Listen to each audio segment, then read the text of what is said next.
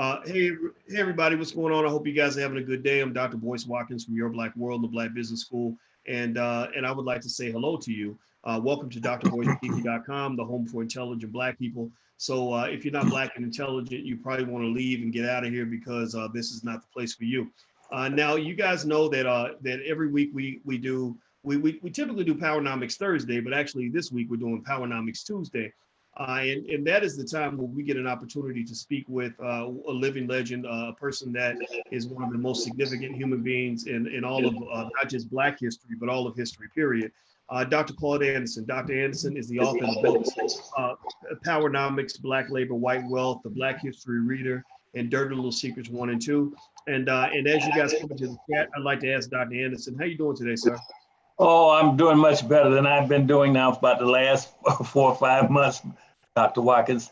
I feel much better, a little stronger.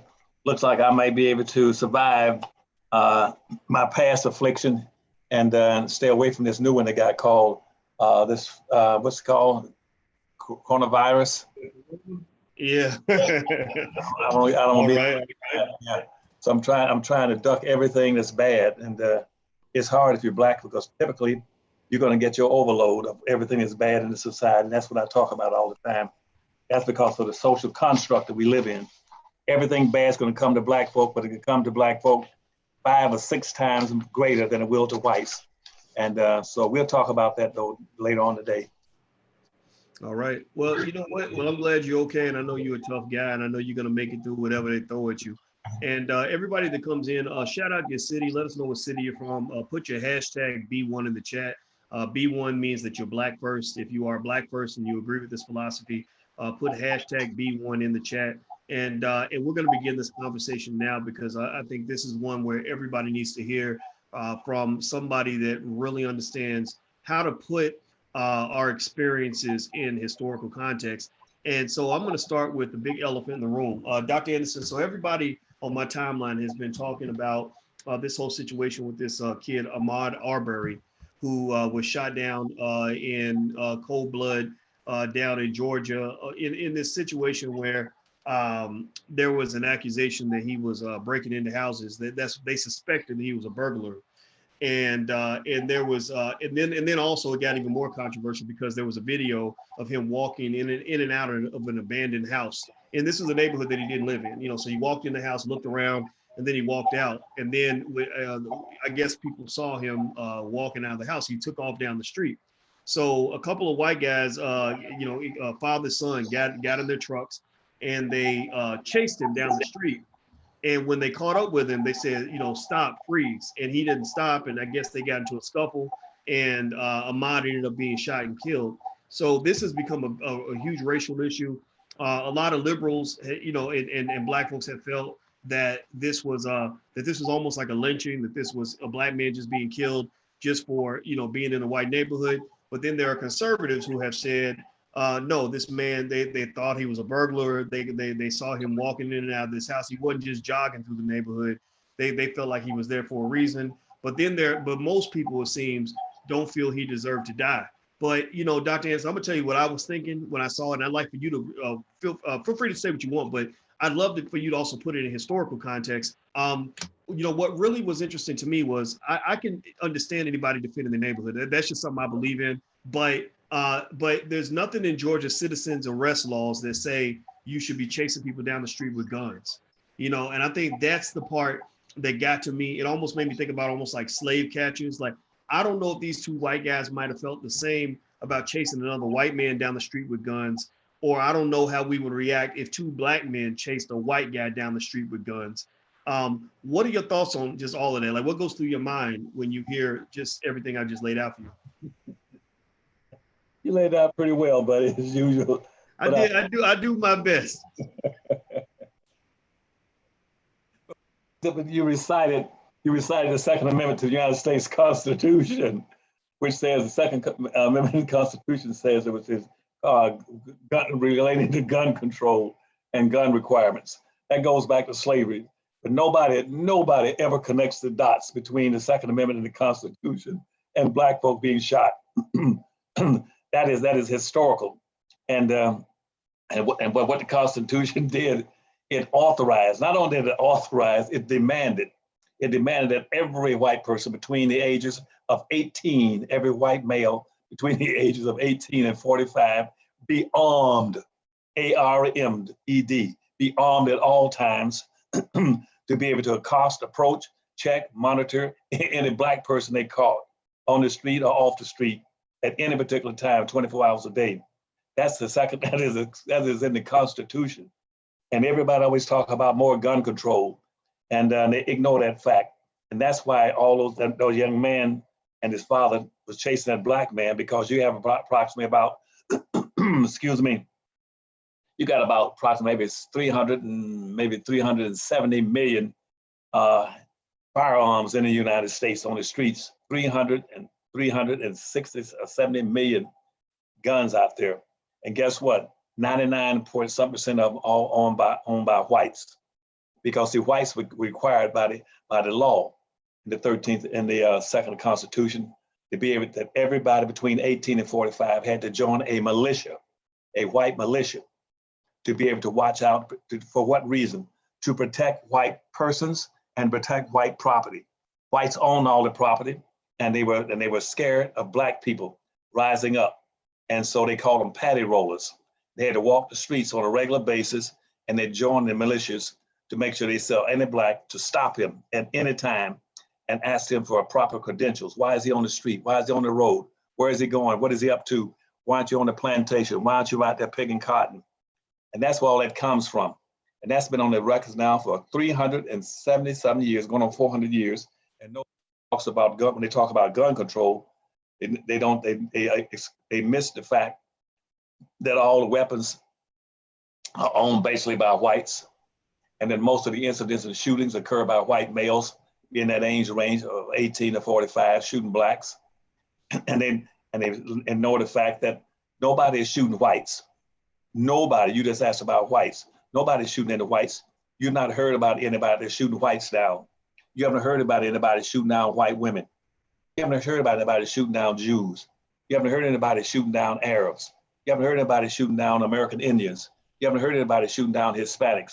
They only do it to black folk because of the Constitution stipulates that they're authorized to be able to carry the weapons and to be able to use it anytime they think they want to. They got a new justification which says that you don't have to wait to actually find a black guilty of something, is that if you see him, you can shoot him on that basis, be quiet, because you feel offended by his skin color. You feel threatened by his skin color. And therefore you got a legitimate ground to stand your ground and shoot and kill him. And that's been going on for the longest. And black folk had never pushed back, one, because they don't have any leadership. They have no leadership organizations in America. They don't have not one black organization in America that pushes it back against this stuff.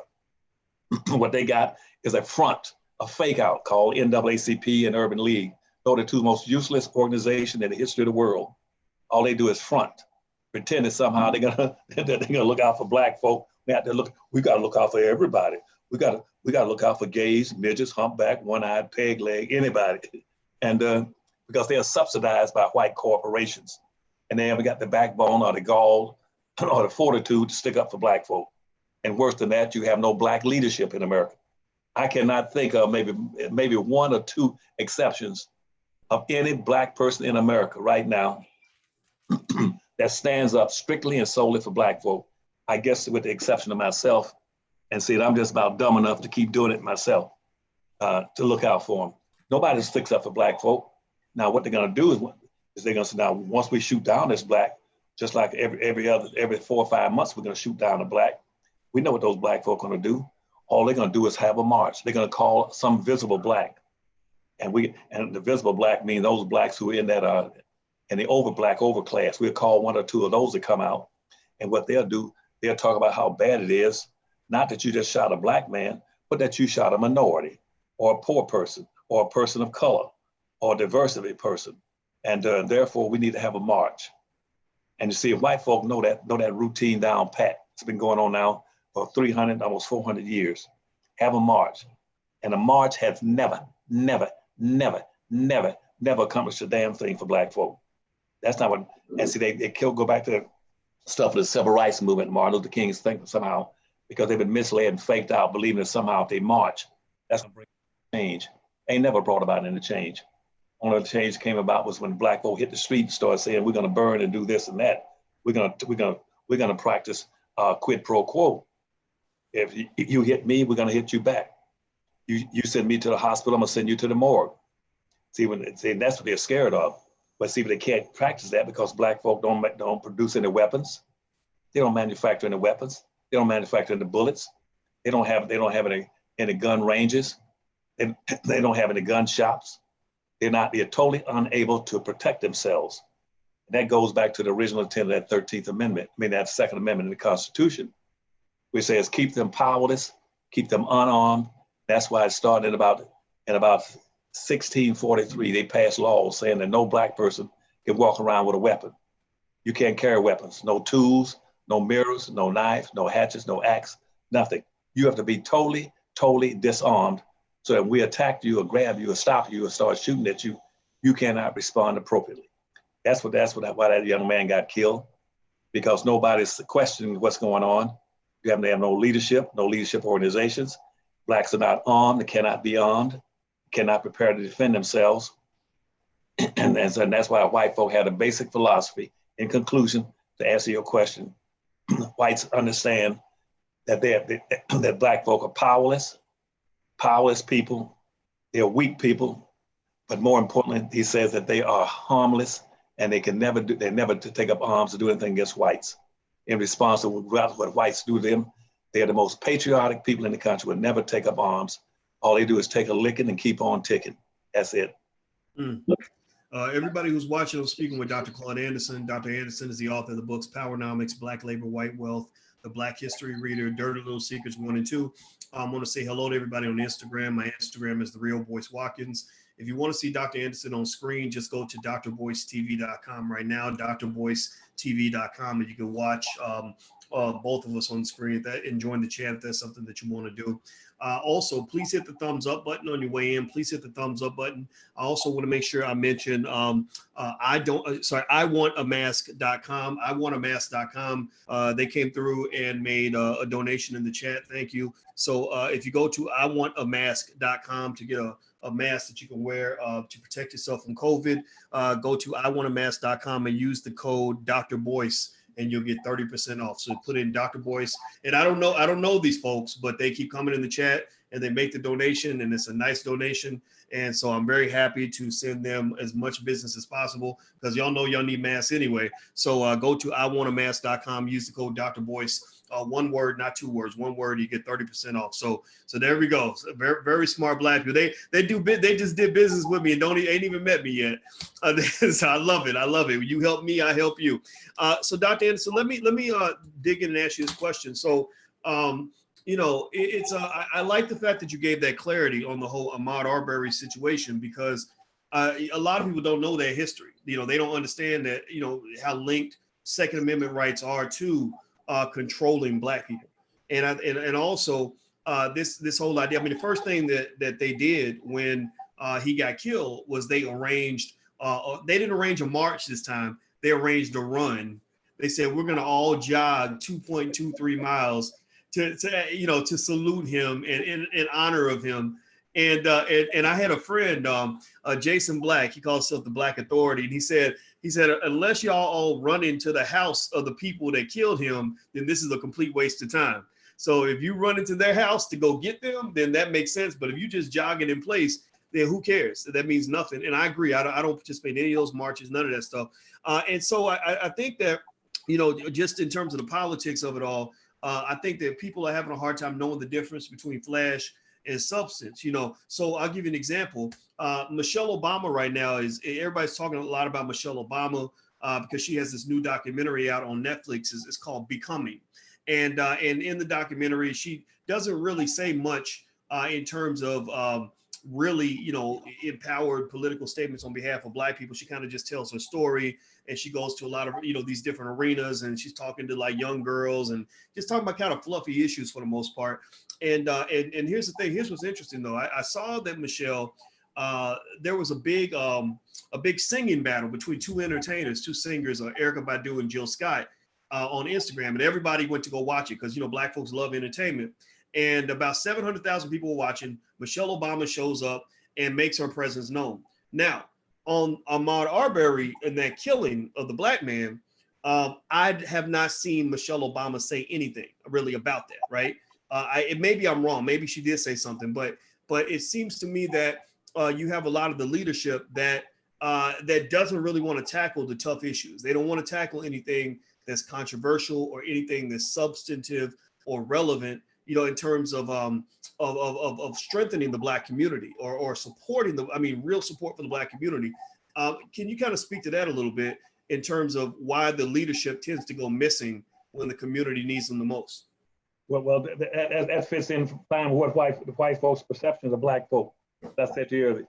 They hate you and despise you for a very specific reason.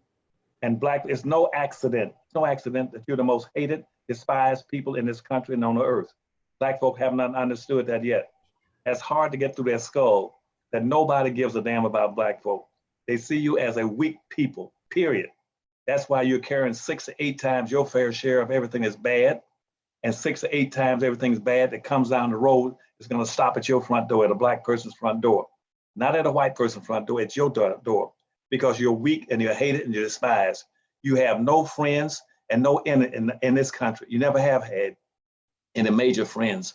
You had 1 or 2 whites in the society from the history you're making in this country to where you are now that took up for Black folk. One was John Brown as an example. Nobody ever takes up for Black folk. Started talking about what Martin Luther King, if Martin Luther King was so great, where are the white Martin Luther Kings? Where are the Indian Martin Luther Kings? Where are the Arab Martin Luther Kings in this country? Where are the Hispanic Martin Luther Kings in this country? Why is it you only have one Black man who was Martin Luther King that stood up and all about, everybody talks about what a great man he was. If he was so damn great, where are the whites great? Where are they hiding? They're hiding the bushes? No, they ain't doing anything. Nobody cares about Black folk. And white folk, as I said a few seconds ago, see you as being very weak, spineless people. And see, because you don't have a code of conduct, you don't stand up. That's why Michelle Obama's not gonna stand up for Black folk. Her husband didn't stand up for Black folk. He didn't abide by a code of conduct. A code of conduct white folk would respect. It says, if you hit me, I'm gonna hit you back. You mistreat me, I'm gonna mistreat you back. You hate me, I'm gonna hate you back. See, Black folk always looking for love in the wrong places. They always wanna love people and try to get along. That's why Michelle Obama would go out and talk about issues on some kind of documentary talking about women. Women are not the issue. Gender is not the issue. Trying to compare a gender with race is like trying to compare a headache with cancer. There's a difference. Yes, women might have their little minor problems because of gender, but that has nothing in the world to do with racism. But all these Black people are supposed to be leaders, whether in the White House or with the White House, they don't do a damn thing to help Black folk because they have no backbone. And white folks say, you got no code of conduct, we don't respect you. We respect Indians who we came in and dominated and took the land from because they stood up. Indians would at least fight back. We tried to enslave a few Indians initially we came into the country. Indians said, we ain't gonna take that. We'll fight back. You take our people and kidnap them, try to enslave them, we'll come get them at night. Nobody ever came to this country to get Black folk. After 360 years of being enslaved, not one ship left Africa coming to America to get Black folk back. And even when slavery ended, you had 5 million Black folks still enslaved. And not one ship came from Africa to get them back. Nobody stood up and tried to fight for Black folk. And that's why, as I said, my mission on this earth is to stick up for the most hated, despised people on earth. The group that every gender, every ethnicity, every race, everybody has hated and mistreated and urinated on. Everybody's mistreated Black folk. And you got all these profiling Blacks with visibility always gonna come out and pick some generic issue. We got to look out for minorities. Have you ever heard one of them? You tell me right now, and I'm quitting now. You tell me one instance where you heard a visible Black in America come out and says, when they start talking about minorities, you say, what about the original minority? Up to the end of slavery, you only had one minority. You only had one minority, Dr. Watkins. That was Black people. Indians got out of the bag of being a minority. They were christened to be whites. They were accepted to be whites in the 1800s. The only minority you had was Black people, period. They are the original minority. So when you use the word minority, you also be these blacks in your audience to be right. I want them to take note of this, and so they can call in on any radio station, TV station. Look, whenever you use that word minority, do not include black folk unless you put an adjective in front of it, saying the original minority. If you're going to do something for minorities, you do it first for the original minority in order of priority and history. Original minority, and don't put black folk in this thing of people of color. You had Obama sitting up in the White House now with Attorney General Holder, and they talk about people of color. And when the Attorney General back in 1862, when they started giving up free land to everybody, and blacks will be getting some land, guess what? The Attorney General, like the one that said, white Attorney General said, black people do not qualify to be classified as people of color. That's a Attorney General. Now, Michelle Obama, why didn't Eric Holder with her husband say, now that he's the Attorney General, why didn't he come out and say black folk are entitled to reparations? Black folk are entitled to affirmative action. Black folk are entitled to set-asides. They ought to be a unique minority that must be rectified. This is the year of reckoning on accountability in this country for race matters. This is a year of a reckoning.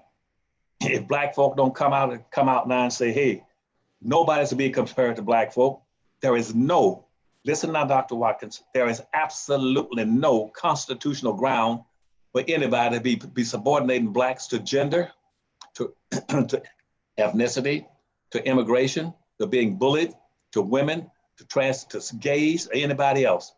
Those groups have no constitutional grounds to be equated, to be made equal to black folk, to be made equal, or worst of all, to get ahead of black folk. Black folks stand alone. They're the only group, only original minority in this country that has a constitutional ground to being honored, respected, and appreciated. But what the whites have been doing all these years is humiliating them and shooting them and killing them down because they have no leadership and no leadership organization, and there's no connection between putting a black person in office and black folk getting benefit and recognition, respect, and appreciation for their history in this country. They won't do it. I don't give a damn you're the wife or the ex-president. Nobody stands up for black folk. I stand up for them because I love them and I appreciate them, and I'm never letting anybody disrespect black folk in my presence or in my absence, either one, if I can help it. All right, everybody, I'm speaking with Dr. Claud Anderson. Dr. Claud Anderson is the author of the books Powernomics, Black Labor, White Wealth, the Black History Reader, and Dirty Little Secrets 1 and 2. Also, I want to make sure I say thank you to, it looks like Michae, M-I-C-H-A-E, and Kathy Dean. Thank you for your donation. I appreciate that. I didn't mention it at the time because I didn't want to interrupt Dr. Anderson while he was speaking.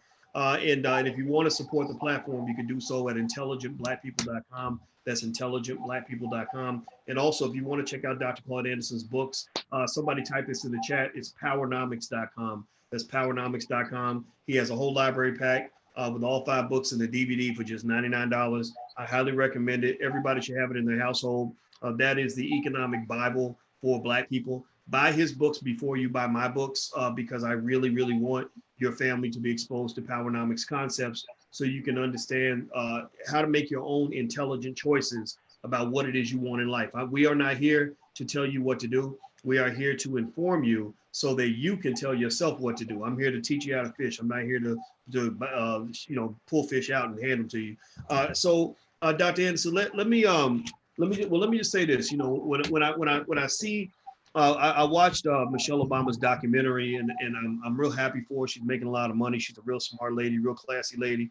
And as some people have claimed in the chat, I noticed that she did say something about the young man that got killed down south. I checked up and down her Twitter feed while we were talking. I mean, I went down very, very carefully, and I was noticing the themes of what she was discussing. I saw nothing about that, nothing at all. I saw things that were related to, girls in education. A little girl would tell a story and say, they told me I could never get into Princeton like you, but I got in, and Michelle would say, congratulations, things like that. But I get that, right? I respect that. I think all that's great. I have little girls in my house that I empower. We believe deeply in education. My wife is a college professor, so we get all of that. I think that what is missing though is the willingness to get down and dirty with your people. I think that what happens is a lot of times you get politicians that I think are either politicians or public figures and who really don't want to do the hard work required to truly be black. Everybody, like they say, when they say everybody want to be black, y'all heard this before? Give me a yes or no in the chat if you know what I'm talking about. Where they say everybody want to be black except for when it's time to be black. And they usually say that when they're talking about what they call the culture vultures, or the people that appropriate black culture, the Kim Kardashian type people. I don't know if you see much of the Kardashians, Dr. Anderson, but this is a whole family of women with big fake bubble lips and big fake booties, and they wear black women's hairstyles, and they steal everything that makes black women beautiful, and they go make $100 million of $500 million from it. Well, the thing is that cultural appropriation doesn't just happen with white people. White people are not the only ones who culturally appropriate and steal black culture and use it for their own gain and give nothing back. Black people do this probably as well as white people.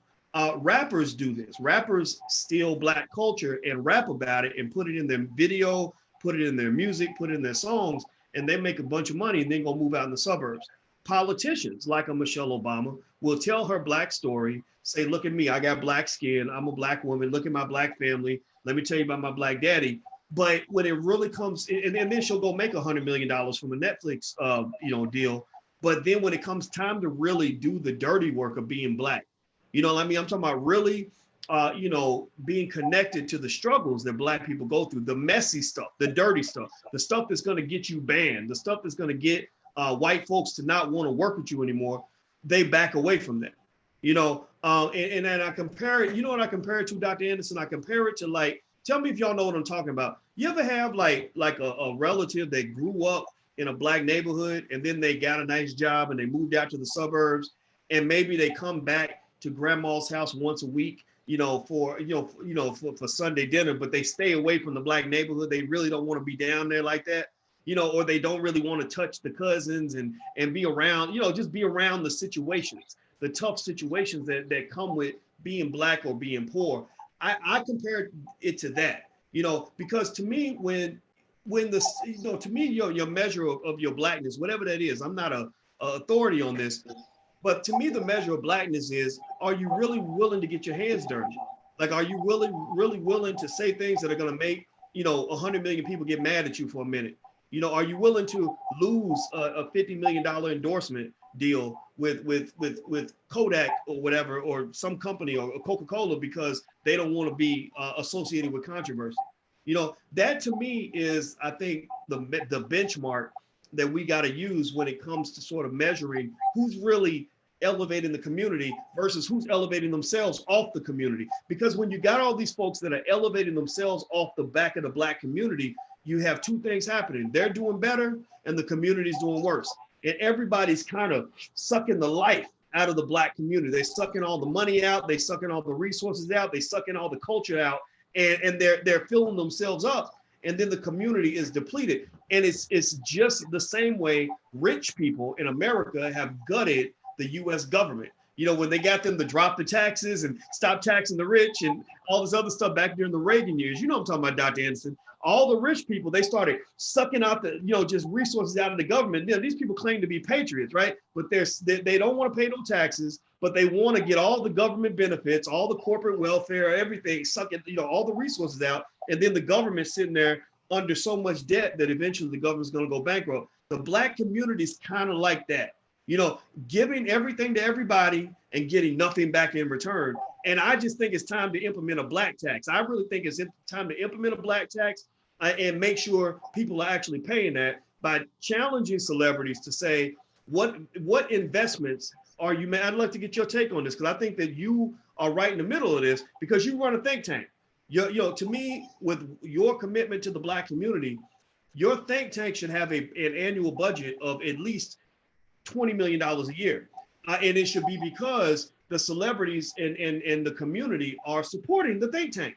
But you and I, we talked about this. The Harvest Institute and Powernomics Corporation do not get the support that they deserve, because everybody wants to say, talk about how great Dr. Anderson is and how great Powernomics is. And they want to come see you and talk to you and say, oh, I love what you're doing. But when it comes time to really do the work necessary to show that commitment, people aren't really showing up for that. And this isn't just for you, this is just for the community at large. Can you kind of speak to some of that? I said a whole lot, so I'm gonna zip it up and let you talk now. No, well, Dr. Watkins, you're right on target. The question is, why would anybody who's got an ounce of brain, who was able to successfully graduate from at least the 3rd grade, why would they in a race-based society be trying to socially integrate? That's your real issue right there. Why social integration is a detrimental impact on a specific group. You're beginning to dilute and water yourself down, weaken yourself in a society where the majority will win and rule and the minority will lose and suffer. Why would you disintegrate yourself down even further? Why would anybody in their right mind try to socially integrate in a race-based society? If somebody has subjected you to 360 years of slavery, and another 100 years of Jim Crow semi-slavery, and another 50 years of benign neglect, but they ignored you and continued to suffer and to use a doctrine of unequal exchange against you, why in the world would you try to socially integrate? Why would you want to be trying to get accepted? Why would you want to move into their community? And why would you dissipate your own community? Why would you destroy your own businesses? Why would you destroy your own school system? Why would you open yourself up to your culture? See, for instance, in music, Black folk, long as we were segregated, whites could not get into the Black community to steal your culture. They were scared to come in. They couldn't do it successfully. Only when you socially integrated in the 50s, and all of a sudden, Black folk have been a generator. Blacks have a genius, a talent for generating music and dance and culture and slang. That's their talent. And see, it was protected during segregation. White folk did Black folk a big favor by doing segregation. Whites could not come in. So whites could sit outside your community and listen to your music. But when you integrate it, all of a sudden, here comes Carl Perkins. Here comes Elvis Presley. They ran into your neighborhood. Here come the Beatles. They take your music and stuff away from you because they say, if you're that damn dumb to open yourself up through social integration and let us come in and use what we call urban renewal and destroy everything you got in here and take it away on the process of doctrine of unequal exchange, you got to be stupid. And why are you trying to do it? No out group any place on this earth, no out group any place on this earth would try to socially integrate. Would try to socially integrate in a race-based society except Black folk. They want to be accepted that badly. That's why we don't have anything. That's why in terms of businesses, that per 100,000 Black folk, we had 20 times more businesses in 1920 than we got now 100 years later. What, Dr. Anderson, let me hear that again. We had 20 times more businesses per 100,000 Blacks in 1920 than we got in 2020. Yes, because when you open yourself up, whites came in and stripped you of everything you had. They took your culture away. They took your businesses. They took your neighborhoods. They're gonna gentrify them. They took all your buses, airline, everything you had. You had cab companies, bus companies, the best music, the best entertainment was in the Black neighborhoods. You ain't got a damn thing now talking about social integration. And I haven't heard one Black person stand up and say, we didn't need no damn social integration. What you needed was economic integration. Racism is economic. It has nothing in the world to do with social. Nobody cares about your social. And you don't have a code of conduct. And you don't even have territory. And this is why I say this is a year of reckoning for Black folk. If Black folk don't get their act together, they are through in this country and on the earth. You're through, it's coming. It's coming. There are groups right now all around the world that's gonna say we're gonna eliminate the consumers, the eaters, and the only people gonna survive are gonna be the producers. That's why everything that's bad is gonna come to the Black community. Right now, we're the leading carriers of everything that's negative in the society. We're carrying 6 to 8 times our fair share of everything that's bad. We are the people that's overloaded with incarceration, where 51% of all the people, of all the prisoners are Blacks. How in the hell can you have a 13% Black population and a 51% incarceration? And nobody does anything about it. Well, that's the way it is. It ain't the way it is. That's because your stupidity. You keep doing dumb stuff against yourself. Everybody else, we use the word community. We don't have any damn communities. You don't have a community, anybody can come in and rape you anytime they want to. All you got are neighborhoods. That's how they got your culture. That's how they got your music. That's how they took away your businesses. That's why they gentrifying your cities, because you're out there trying to socially integrate. You haven't got one Black community in the entire United States. That is an absolute disgrace. And I'm embarrassed and humiliated to even tell you that. Not one. Because you need to have 3 qualifiers to be called a community.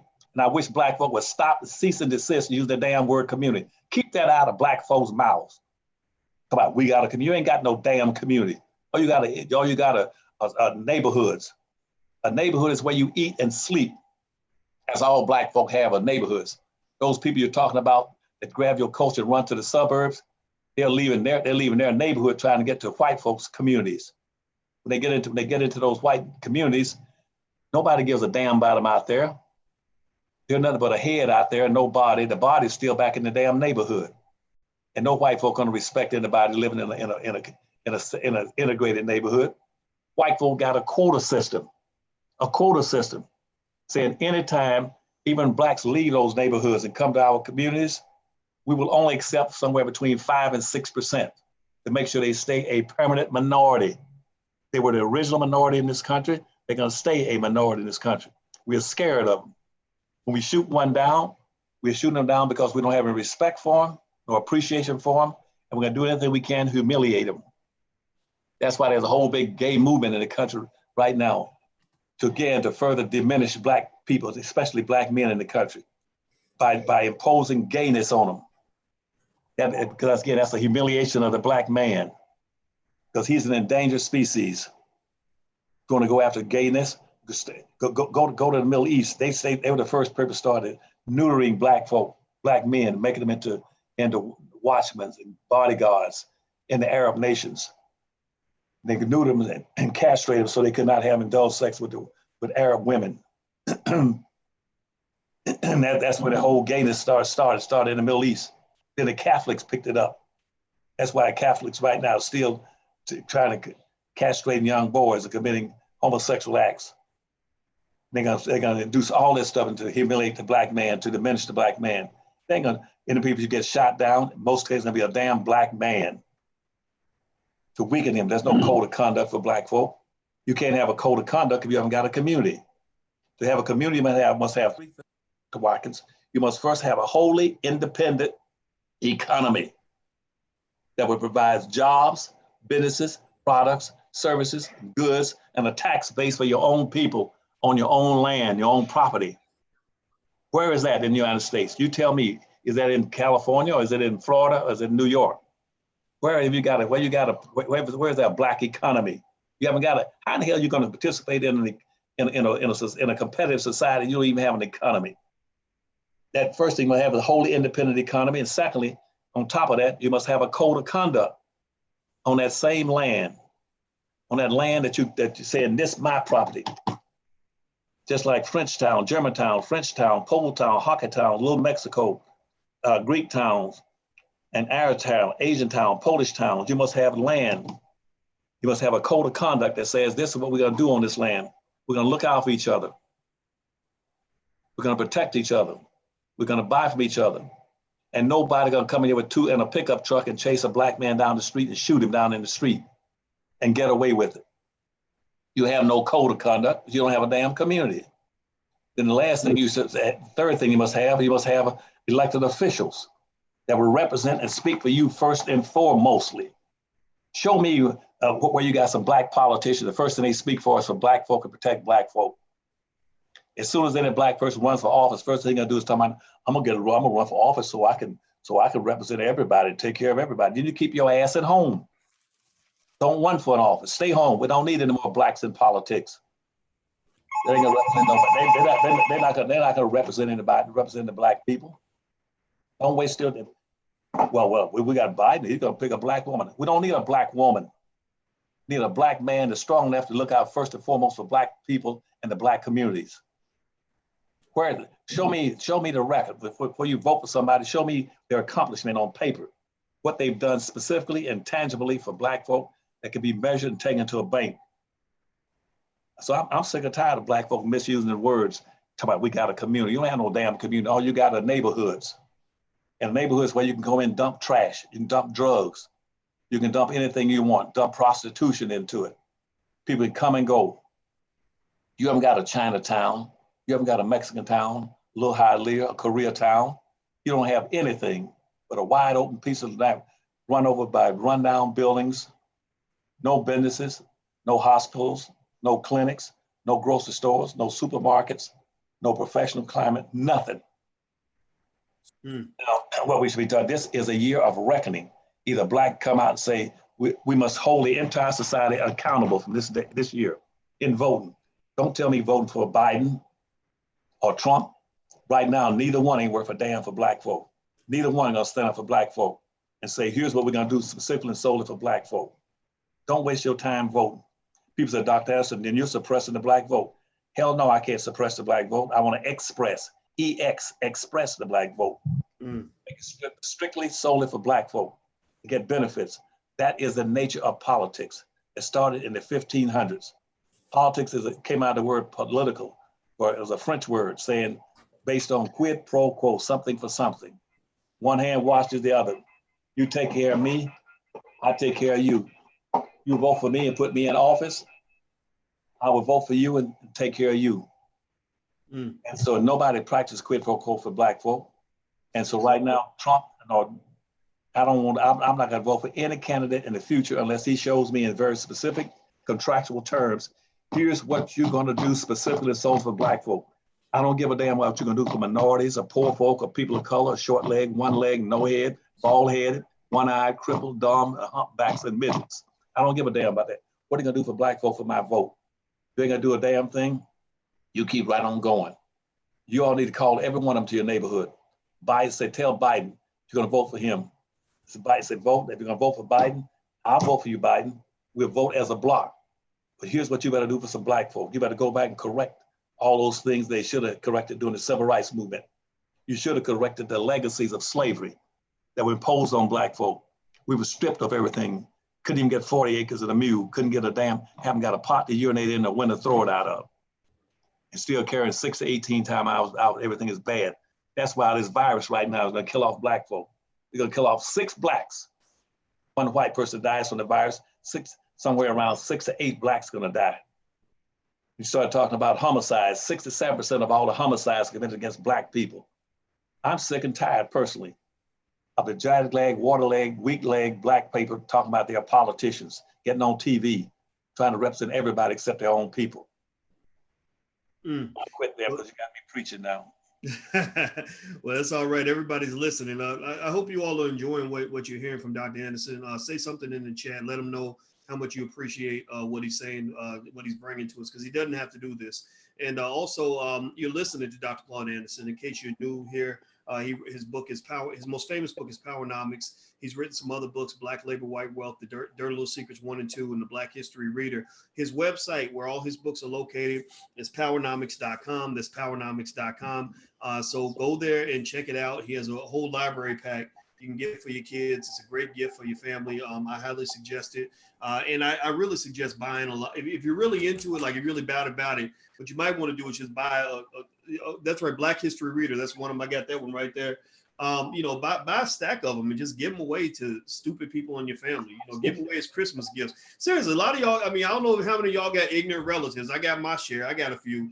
And I think it would actually be real cool for those of y'all in there, they got a little extra, money sitting around that you might want to invest in something, that you want to do for yourself or for your family. Well, give the gift of knowledge. Go buy a bunch of copies of Powernomics, stack them in your house. When people come through, say, here, check this out. Because I really think that we have to be very deliberate. And I think as a community, very intentional about, about really making sure that we are pushing our gospel of empowerment, that we really are deliberate, in all of this. That means everybody in here that's watching, I'm really personally asking you directly to at least take this link of this video and put it on your social media. Let people know what you're talking about. Wear your Blackness on your shirt. Seriously, that's what I do. And I'm not just talking. I walk it as I talk it. I carry this with me. You can't know me and not know that I'm Black. You know, I scare half the white people in my neighborhood, but they understand that if they want to be my friend, they're gonna have to adjust to me. I'm not adjusting to them. So make the world adjust to you. Don't adjust to them. Don't bend to them. And you got to be extra strong because you're the talented 10th. You are the talented 10th. You're the few that are going to lead the many. Your children are going to be the CEOs of the next generation, the millionaires that are going to create jobs, the leaders of the community. So you're going to have to be twice as strong, which means that there has to be, for every one of you, you're going to be stronger than 20 of them.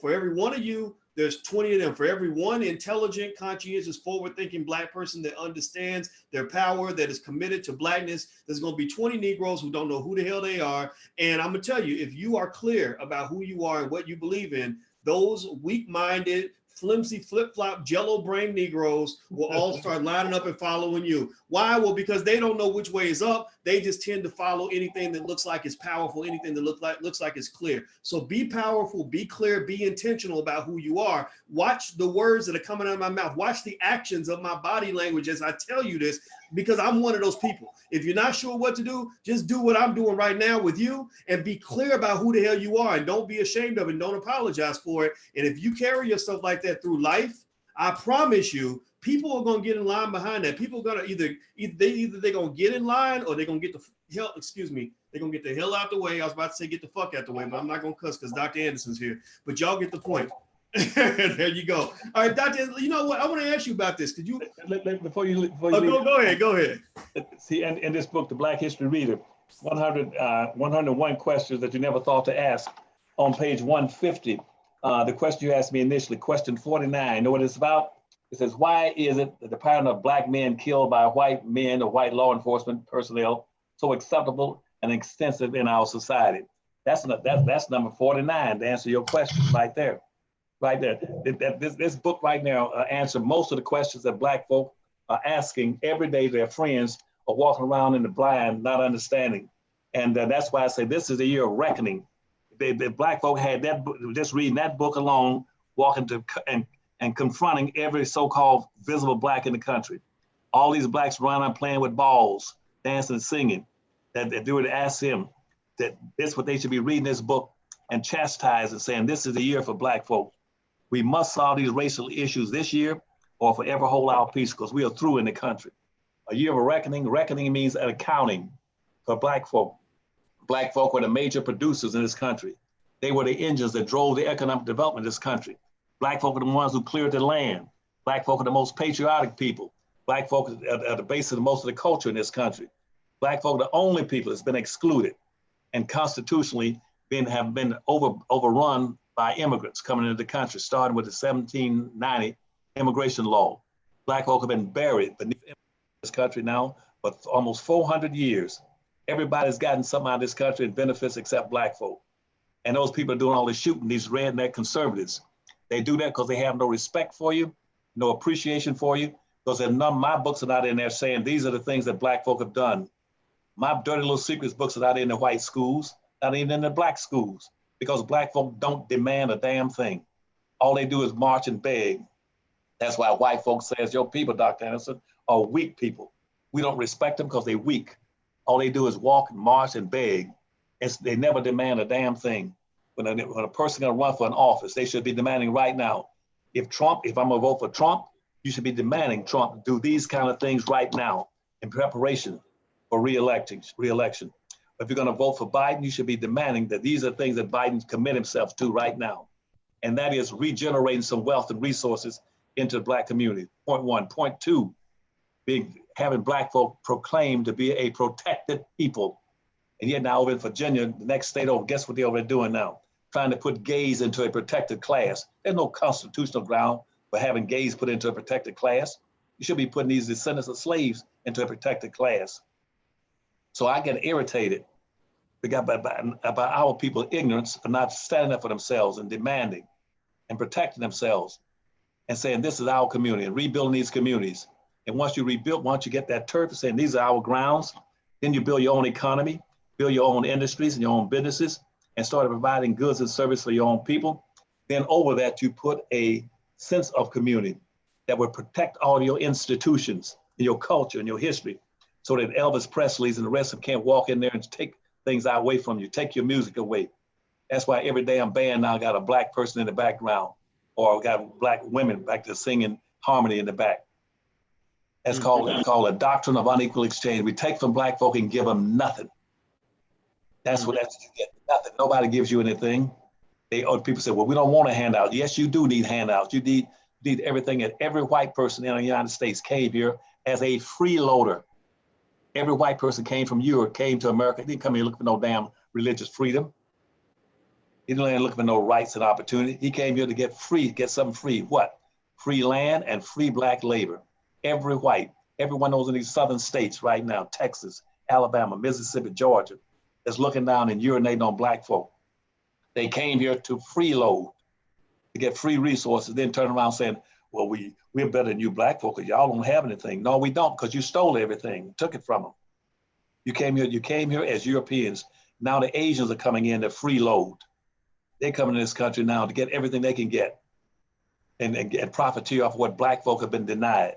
Hispanics are coming here by the millions to freeload to get what black folk have been denied. And yet Hispanics were the second or third slaveholders in the world on black folk. Asians enslaved black folk. American Indians enslaved black folk. Every group of human beings on earth have enslaved and profiteered off of black folk. Stand up and say, this is your reckoning. You're going to come up with something for black. We ain't participating in this game of voting just to vote. We're not voting for no damn rights, damn civil rights. We're voting for resources. That's what I'm telling you in conclusion, Dr. Watkins. Tell these black folk that I know, get up off your humps and stand up like be man and women and say, no, we're not gay, we're not poor. Poor whites right now got 10 times more wealth than a poor black person. Quit getting by in this game about these broad groups. Don't let anybody use any broad, ambiguous names against you. They use the word minority, you get up and walk out of the room. They start talking about poor people, get up and leave. They start talking about gender issues, get up and leave. White women get every benefit that the white man has. She profiteered just like the white man did. Stand up for yourself and say, we are special people. We demand to be recognized, appreciated, and reparated for what we built in this country. And that we don't give a damn about living in your community. I don't need no social integration. We'll build our not black neighborhoods, we'll build black communities. We reside there and take care of each other, support each other, buy from each other, share with each other. And if we have to suffer, we suffer together. If we have to prosper, we prosper together. That's what I want black folk to do. Stand up and say, we are special people. We're not here as guests. Every white person, every Asian, every Hispanic in this country, they are guests. Black folk are here based on the blood, sweat, and tears of millions of black folk who labored as cotton pickers, waiters, cooks, and butlers, and waiters. They are special people. Black folk are exceptional people. And I'm not gonna let anybody get ahead of them if I can help it. Thank you very much. All right, well, thank you, Dr. Anderson. And by the way, Madden family, I see you. First of all, thank you for your donation, and I see your questions up there for a while. Since you made a bigger donation and left it up there a long time, just so you guys know, when Dr. Anderson's here, I don't answer a lot of questions in the chat just because I want him to talk. We need to listen. That's the most important thing for any of us to do. Any young person in here, take this advice. Take time to listen to people who know more than you do, who came here before you did, who can tell you stories that you don't know, because a lot of the things you're going through, they've already gone through it. They have a perspective that can benefit you. So when Dr. Anderson's here, I just listen. I don't do a whole lot of talking. But Madden family's asking, docs, how do I keep my sanity and focus and patience with my people? How do you do it without giving up on us? I'll answer real quick first and just say that I can't give up on black people because that's what I am. I can't, because that's giving up on myself. So that this is the boat I'm in, the team I'm on, and that's just where I'm going to be. But make no mistake about it, I don't have patience for everybody. I'm not trying to teach everybody. I'm not trying to talk to everybody. I'm here to talk to the people that will listen, and the people who don't listen will be knocked out of the way. And then eventually maybe they'll come back around, or maybe their children will come back around. What I want to do is collect black folks that get it, intelligent black people that either are intelligent or want to be intelligent, and say, okay, how do we build the codes of conduct like Dr. Anderson says? How do we build economies like Dr. Anderson talks about? How do we build communities, digital or physical and otherwise, that will allow us to achieve our goal. Because here's what happens. Once we come together, we put together our game plan and we're implementing those plans, then we obtain power. And as we obtain power, a lot of those, flimsy jello-minded Negroes who sat on the sidelines and had something negative to say, most of those people actually fall in line. Because at the end of the day, nobody wants to play for the losing team. Nobody wants to sit and cheer for somebody who can't get nothing done. So my belief is, let's just be successful. And when we're successful, believe me, the Negroes will fall in line, because the weak Negroes don't know, they just don't know up from down. They don't know which direction they're going. So they're going to follow along anything that looks powerful and strong. And that's what my goal is. My goal is to accumulate power. Dr. Anderson, would you like to address that real quick? Yeah, and that, as a matter of fact, the best way, can you put up a little thing I sent you about my 5-story building? Yeah, I'll put it up here. Sure. It's a little bit of a blurry image, but I can read it off to you guys, so Dr. Anderson can break it down for you. So here we go. So Dr. Anderson, you don't mind if I read the 5 stories out loud? That way everybody on Instagram can. Right. Please. In the building, it looks like you've got 5 floors here. You've got the first floor, which is community economics. Second floor is politics and voting. Third floor is courts and police. Fifth floor is fourth floor is print and digital media. And fifth floor is schools and skills. Would you like to explain that? Yes, sir. What I'm saying there is we need to go back and rebuild our Black communities. This is the year to start it. Start building Black communities, the one that we gave up in during the civil rights movement, and build our own communities and come up with a code of conduct and start building the first floor once we get that land identified. And right now, there's a major movement in this country to gentrify every major city in the United States where Black folk reside, to convert Black folk from being a majority population to being a minority population, and bring in immigrants and whites over them. But once we take our communities, the first floor will be build an economy. Once you build that economy on the first floor, set up businesses and industries and start practicing group economics, and so that we bounce our money around on that first floor 8 to 12 times before it leaves Black hands. Take that money and build our own products, services, and goods. And once we begin to build an economy where we now can hire our own people and give jobs to our own people, and as well as services and goods, then we take that money and we go to the second floor. Contrary to what these politicians are going to tell you in the Democratic Party and the Republican Party about you need to get engaged in politics. Never, never, never engage in politics until you got your economy straight. Because if you're without an economy, you cannot hold people accountable. You can't reward, you can't punish. I'm one of the few blessed people in the country as a Black man who had the opportunity to run political campaigns, national political campaigns, for presidents, for governors, for attorney generals, for state legislators and mayors. No other Black person I know of has been able to do that. I've done that. So you go to the second floor, and you take and use your money off the first floor to control the politics and the voting, so that you can control people like Biden, that you can control people like Donald Trump. The reason Donald Trump right now has been so successful, he calls himself a billionaire. We got over 600 white billionaires in America. That's who's running the country. Not poor people, not your vote. Poor, wealthy people don't have to worry about voting. They buy every damn politician. I want Black people to get in a position to be able to buy and sell every politician they want. Buy and sell their vote if necessary. And then once you buy and sell the votes, then you go to the third floor. The third floor is then you use that power you got in the politics and start controlling the court system and the police departments. Like that's why you got the problem down in Georgia with them shooting Black folk. And every time they shoot some Black folk, they never found guilty in the court system or in the police system. That's why right now, they're shooting down in Georgia. That man was shot back in January. They didn't even arrest the people until this week, until last of May. You know why? Because the prosecutors would not arrest him. Now, what I want Black folk to understand that in this country, that 95% of all the prosecutors, just like down in Georgia, where they would not even arrest the 2 white people that did the shooting, that 95% of all the prosecutors are whites. 95% are whites. And they decide who's going to be prosecuted and not anything.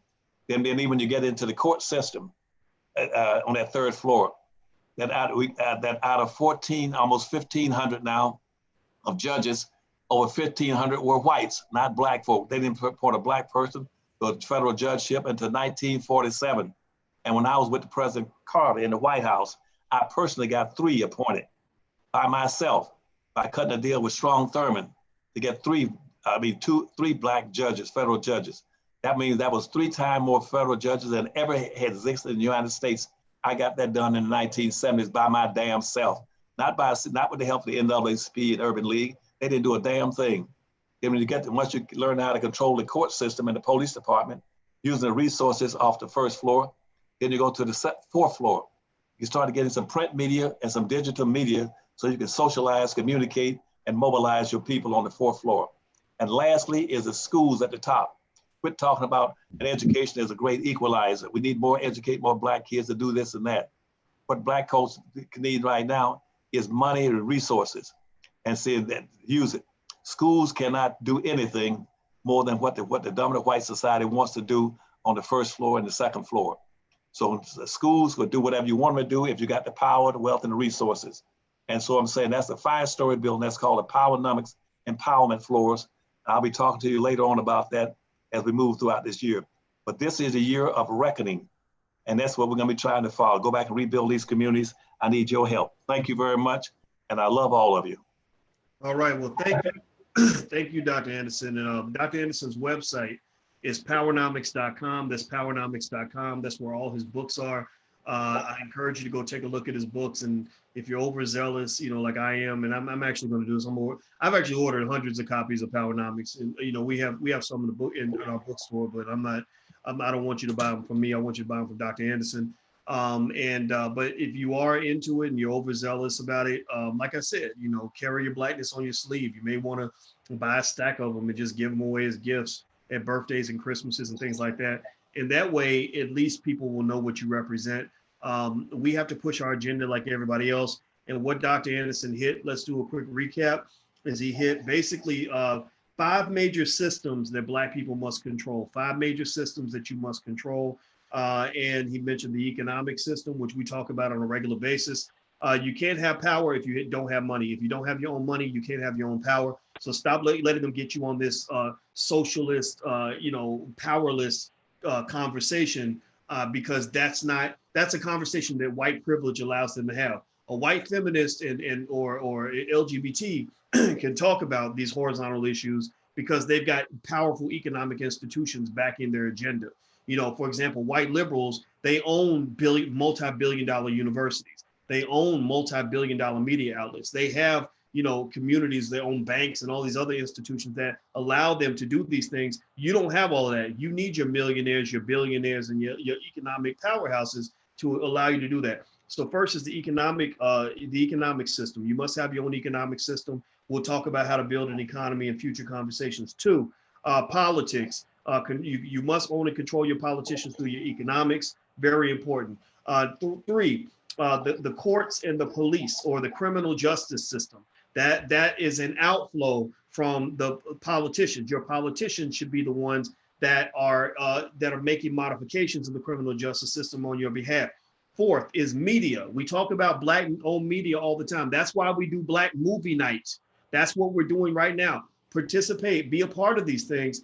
Black Movie Night is us building a Black Hollywood. We're building our own movie stars. We're making our own blockbuster films. We're pushing out all kinds of things that the community can support. And then 5th, last but not least, is you must educate your own children. If you're not educating your own children, then your children are going to be raised to be little white supremacists. They're going to be raised in a white man's school. And all the white man's school can do is teach them how to be a Black man. So a couple initiatives we have going on. Number 1, you guys know about the Black Business School. We have almost 100,000 students now. You are welcome to join. Feel free to participate. You can actually get started for free. Number 2 is we created a foundation. Alicia and I did the Boyce and Alicia Watkins Foundation, where our number 1 objective, our only objective, we have no other objective other than to raise money for independent Black-owned schools being run by Black people that are designed to educate Black children. No, we're not putting money into the public school system. We don't care about that. No, we're not going to pay a bunch of money to send Black kids to go to expensive, overpriced white universities. We're not interested in that. We are interested in supporting schools like Freedom Home Academy International in Chicago, which is one of the best schools in the entire country, but it's severely underfunded, and we want to fix that in this generation. So are we clear? Do you get what we're saying? Give me a yes or no in the chat. Type a hashtag B1. Let us know that you're on board, that you understand what we're trying to accomplish here. And we would love any participation you want to add, offer at all. Start by at least sharing this video. All right. So powernomics.com is Dr. Anderson's website. Thank you, Dr. Anderson. Is that anything else you wanted to add, or are you all good? Tell them that in a few weeks, by the 1st of June, we're going to be initiating this year of reckoning on behalf of Black folk, which means holding the white society accountable for all the things they didn't do for Black folk that must be done if we're going to resolve racism in America. And I'm not against anybody. I don't want Black folk to be against anybody else. I just want them to be for their own people, period. And so, but for to be prepared for this reckoning, year of reckoning, tell them to get to that powernomics.com website and get that library pack and get those 5 books and start reading them and dealing with your business school. And it explains all the stuff they need to know for us to get some satisfaction for the elections coming up in November. Just sitting there and listen to some talking head Black person who's getting paid by a white corporation to be on the media to advocate being a Democrat or Republican is a waste of time. It's an insult. Come understand these issues and say, if necessary, we won't vote for either one. We'll withdraw from the Republican Party and the Democratic Party, start us a national Black party, and we'll vote as a block for whoever promises the most and delivers the most strictly and solely to Black folk. They ain't gonna deliver a thing to us, and we're not. Then don't waste your time looking for our vote, because we ain't got a damn thing to lose. And so go to the powernomics.com and get that power pack, the library pack, and also stay in contact with Boyce's school, the business school. He's on the right track trying to help you. Thank you, and I'll see you next week then, good buddy. Thank you, Dr. Anderson. Have a wonderful day, my friend. Everybody, you guys have a good day. And hit the thumbs up button on your way out of here, and we'll see you next week, or I'll probably see you even sooner than that. But Dr. Anderson will be back in the next few days. So take care, everybody. Talk to you soon. All right, thank you. All right, bye-bye.